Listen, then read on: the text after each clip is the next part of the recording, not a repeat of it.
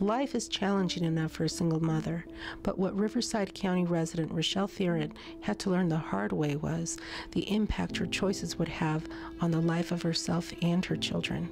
Things started falling apart when I got into drugs and stuff like that. The consequence of her choice led to a loss of her home, the loss of her children to foster care, and the loss of her freedom as she ended up in prison with no hope for the future. I was stuck for a while.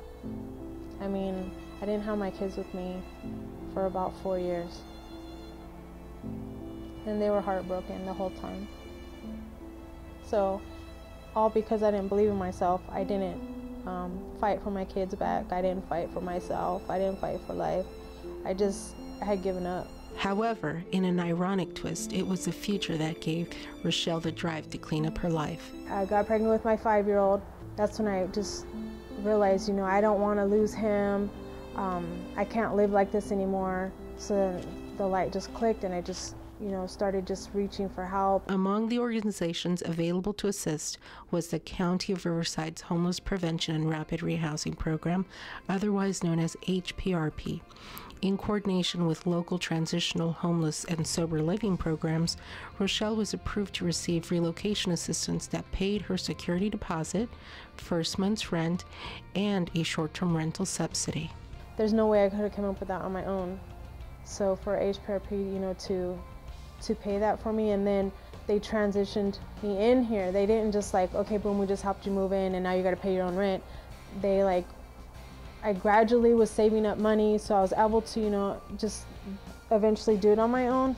But at that time when I really needed help, I wouldn't have been able to do it without HPRP. Following her individual service plan, Rochelle also saved money while receiving rental subsidy, and that decision to save proved to be a saving grace. The job that I have now, I actually got that job, it was 10 days before my rent was due again here, after the HPRP ended, and I had money in my savings because that's what HPRP does, is they tell you to save money. Thank goodness, because with that money I saved, I was able to pay rent, the full amount of rent that I owed.